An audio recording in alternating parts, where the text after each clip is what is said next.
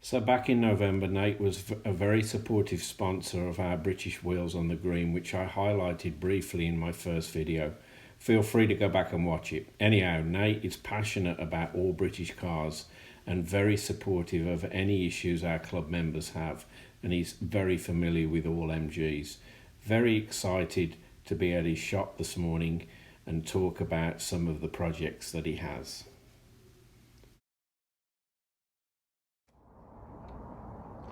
So Nate, come up to the shop, seen a lot of cars around here, but the one that sort of interests me, can you tell me about that Rover there? Yeah, so that's a local customer. He's actually got two of them. One is still on its way from, I believe he said Australia, but this is an English model, and this is actually a 105R, which is a pretty hard to find one. They were kind of an odd mix of an automatic and a manual. So it has a button actuated clutch and then automatically shifts after first gear. So I see it's got like a stick shift on the tree. Mm-hmm. It's a stick shift on the tree. Do you know? It's on the column. It's kind of an oddball. If you want to look in there, but it hangs off the console there, wow. And that button on top is actually the clutch. You press it, and a solenoid in the engine bay engages and sends vacuum to a servo that actually pulls the clutch out. Wow, cool. So, a bit like a Citroen 2CV where you pushed in and pulled out. No? Or do you just sort of toggle it around? Kind of, sort of. It's of its own thing. I've never seen anything quite like it, but the car itself was kind of made to mimic almost like an Austin Princess. Right. You know, it has that luxury cruiser vibe. So has a lot of the same features, like the fuel level gauge turns into an oil level gauge and such. So, okay, so what year is this? I believe he said this was a 58. 58, okay. Mm-hmm. I think they used to use them as police cars in the UK as well. Really? Yeah, they had the flashing light on the top. I didn't know that. Pretty cool. So Nate, another of my favourite vehicles, because I had one back in the UK, is that over there, the Morris Minor. Yes. So can you give me a little history on this one? So this car was actually up in Maine for a very long time. Now bought by a customer down here. And we actually just put a motor in it. Is this 1,000 cc? It was 1,000. Now we have a 1098 in it. Okay. So have you taken the mini engine and thrown it in? No, so the mini engines are a little different. But this is actually a Sprigget engine. And we did not build this one. We did have to rebuild the gearbox on it. So Nate, explain to me what a Sprigget, So Sprite Midget. Oh, a Sprite Midget, okay. Yeah, cool, so essentially it's the same engine as Right. a Mini would be. It's got twin SUs on you. Yeah. You don't really see that. So it is an A series, Okay, cool. but it's slightly different than what you'd find in a Mini. The And normally crankshaft's you'd see different. that in transverse mode. Yeah, front wheel. transversal, But yep. you've just put it in line. Yeah, so it's an inline motor. So this is what you'd find on a Bug Eye, Right. or Sprites, any Sprites, and then of course the early midgets till 74-ish. Cool. And So, what year is this? this I believe was a 59. Cool. Wow. But, And was this imported from the UK to here, or? No, I don't believe so. I believe Okay. it was always a US model because it was Okay. always left-hand drive. Okay. And I noticed, Nate, you've got a couple of these. Yeah, so we have another local customer, Joe. Joe Different customer. Yeah, different customer. He has a couple actually, but his is in. We have to pull his engine out, and we're probably going to end up doing an engine rebuild on it. Wow. So Nate, one more question for you here, or a couple more. What's the most challenging project you've had to do with a British car? I mean, it depends on what you're focusing on, but I mean, I'd probably say overall the Riley back there, RMB Okay. Riley. Well, let's go and take a look at it.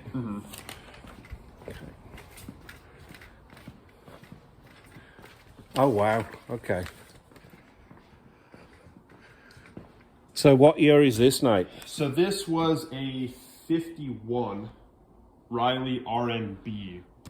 This is one of, I believe, 18 left-hand drive North American models. Wow. This is owned by another local customer, and it had the original engine in it, the original Riley, which had twin in-block cam, 4-cylinder.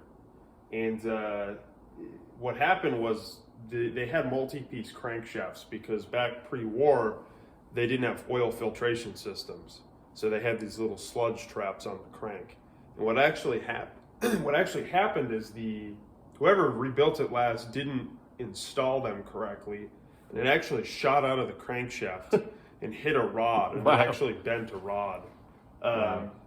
And it had a lot of damage to the bearings. It was completely seized. So we're doing a full rebuild on it. But the reason it's so challenging is because not only is it just a challenge to find people that have the parts, but the majority of these parts are under Riley Club, and you have to be a club member to actually even buy the parts. Really? So you have to go, kind of through a middleman to actually find what you need. And a lot of the stuff has to be custom made. There's no main bearings left, no rod bearings left. We have to use GM truck bearings and modify the crank. But that's what we're trying to do to keep it as original as possible. So that's an interesting point.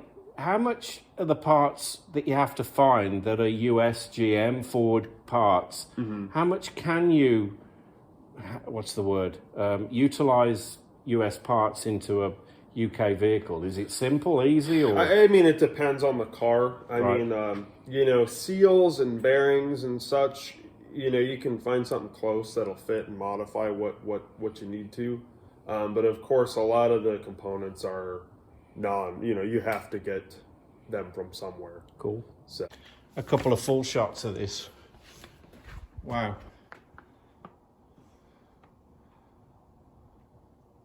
So how salvageable is the engine? Obviously, there's no engine in there at the moment, but I'll show you kind of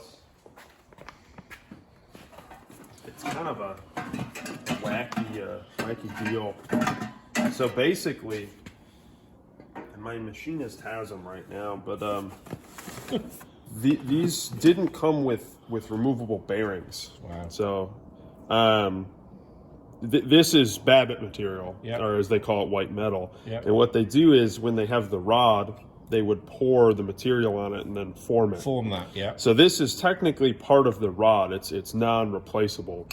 So what we have to do is use a later Riley rod, which has an angled rod cap on it, that actually takes shells. So that was the easy part, is finding somebody who had those.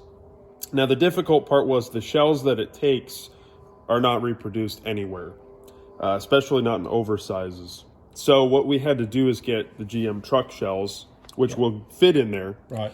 And then the crank, we have to machine to a very specific size. Tolerance, yeah. Yep. So those GM truck shells will work. Wow. So that's pretty cool. But so Nate's brought me across to the bench here.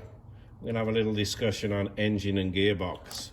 Yeah, so we do a lot of engines and internal gearbox repairs, full rebuilds on stuff. So, I mean, obviously minis we know like the back of our hand, but we also do B series, MGB, MGA, MGC, Spridgets, Triumph boxes. Right, it just looks incredibly small to me out of the engine. That's the bottom block of a so A the series, gearbox is actually the oil pan in a Mini. Wow. So, but and the diff is all assembled. Here's a diff assembly for a Mini. Wow.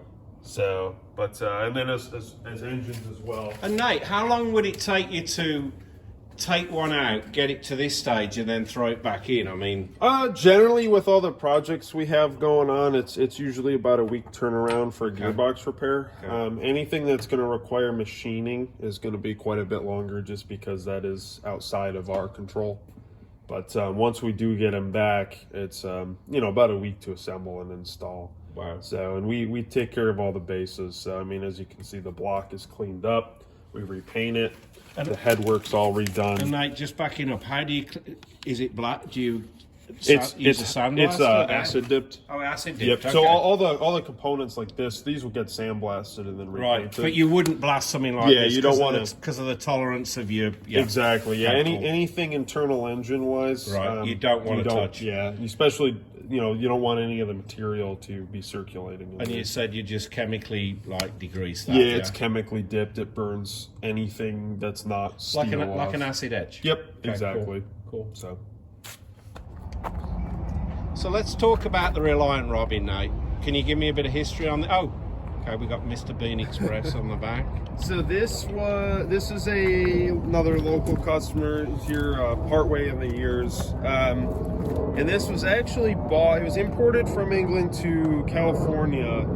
I want to say about 7 or 8 years ago. So it's been a while, but he bought it and has had it since. And it's developed a pretty bad water burning. And we tried to put a head on it, but the issue with these is they're aluminum block with sleeves, and the sleeve seals will go and it'll leak water into it, burn up all the water, and overpressurize the cooling system, and just it's an overheating mess. And then and then it will just damage the whole thing. And we've rear wheel, rear wheel drive. And we've attempted to get it to cool down, put an electric fan on it, and some better cooling system components, but it needs to be either rebuilt or swapped out. So currently we're just waiting on in a holding pattern on it. Yep. So Nate, why minis? Why British cars? So back in high school, I actually knew nothing about British cars. But I was doing a lot of side repair on Mustangs and F100s and such, and I had a customer who actually had me just do normal service on his F-150, and he had a '66 Morris Mini Minor that needed some work, and I didn't know what the car was. I assumed it was just an old BMW Mini, and I'd figure it out. And agreed to it, and it showed up at the house as a painted shell with a ton of pallets of parts, just completely disassembled. So I didn't know anything about it, and I slowly learned. And the whole time I was cursing out the car because it was so different. But once I got it together and actually started driving it, it just became a fascination, just because it was so unique and different to what I learned on. So I kind of fell in love with it. And as I was driving it and putting test miles on it, I met a couple other people that had them, and they needed work and started doing work, and they told a friend and they told a friend, and cool. About a year later, we just had so much demand that we opened up the shop. You created a monster. Yep. Cool. So this is Nate's personal vehicle. Nate, do you wanna talk a little? I mean, when did you get this? I got this in, I believe it was 2015, 2016. No, it was 2016 or 2017. But we imported it from England. Yeah. And I actually had an autocross race that I was planning to go to it with. And what we ended up having to do is we bought a pickup truck, sight unseen on Craigslist one night. The following night, we drove straight to Port Manini in California in Oxnard. Wow. Got it, trailered it all the way back here, made it back just in time for registration of the event. And then I stayed up all night getting it ready and ran it. But ever since, it's pretty much been a daily driver. And I call it my do everything car, just because it's a daily, it's a grocery getter. I'll bring engines to the machine shop. I'll bring tires to get mounted and balanced with it. Can we take a look at the engine? Yeah, so it's one of my custom builds. It's a 1330. Yep. Twin HS4. We haven't had this one on the dyno yet since I've changed the gear ratio, but it's probably in the neighborhood of 120. Wow. So, and it's got a straight cut 5-speed gearbox that's kind of a hybrid box. I took a helical cut 5th, so it's straight cut 1 through 4 and then helical 5th. But really lowers the rev count in 5th, or yeah, it's about on par with a 4-speed, just because the final drive is so tall in this particular one. Wow. But you know, people that are familiar with Good Guys Car Show have probably seen it on the table of contents. It does, you know, big fat burnouts for a Mini. Wow. You know, it's just a ripper, but it's proven pretty reliable. We took it on a near 7,000 mile road trip that Megan and I did for our honeymoon. So it went up Route 66 to Chicago. It went over to the East Coast throughout New England, down to Florida. I did the tail of the dragon with it. Oh, wow. All the way back home. Cool. So, and it didn't give us any issues. Not the best looking aesthetically, but it's cool. It's and inside you got like Recaro bucket seat. Cobra, yeah. Cobras, and, okay. You know, they're not my first pick, but Nice. they were in there. Oh, wow. And you've got a framing. Yep. Yeah. So it's got full cage in it with door bars. Nice. So I like the way you've done the dash as well. Yeah, it was all the aesthetics for most of the car were already there, but I'm one of those guys. I don't really care too much about how it looks more so than it drives. It works, yeah. Yep. So the undercarriage, the mechanicals are all, it's got new cones, adjustable suspension, CAD brakes. That's cool. So, but yeah. Big thank you to Nate at Wild Child Classic Cars. If you like the video, please hit the like button and hopefully subscribe, and I'll try and knock out a few future videos of interest. Thanks.